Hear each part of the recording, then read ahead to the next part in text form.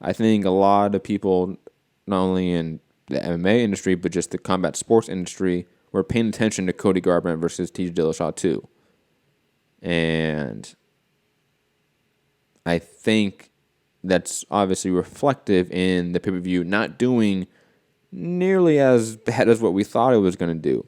And plus the gate being the best gate in UFC history at Staples Center, over 3 point something million at the gate, and then per Dave Meltzer over at MMA Fighting, pay-per-view buy rate was 300,000 pay-per-view buys.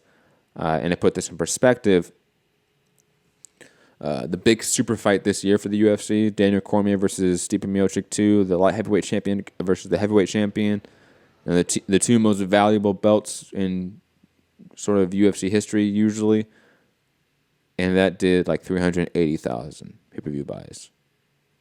And these two fights that are probably obviously low in terms of market cost because, again, Demetrius Johnson was the highest paid fighter on this card when he fought Henry Cejudo.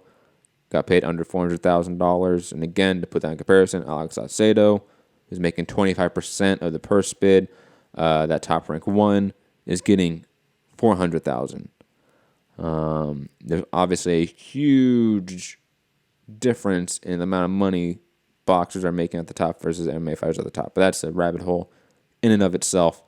And also, this is the second highest pay-per-view buy rate of a UFC pay-per-view headlined by a bantamweight champion or a flyweight champion.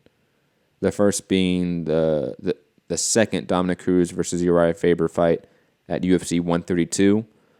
But this is the second one. Jonathan St. Matt, did Miocic versus Ngannou do less? I believe it did. I believe that did like 275. I could check that up when we go to callers and I have time to search it. But pay-per-view buy rates have been down, and this doing 300,000 is probably an overall positive, especially when added to the enormous gate revenue they got, which was, not only absurd, but completely out of the blue. So TJ Dillashaw is moving in the right direction in terms of stardom, I would say.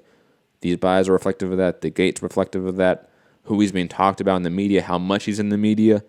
I think it's all sort of an upward trend for Mr. Dillashaw.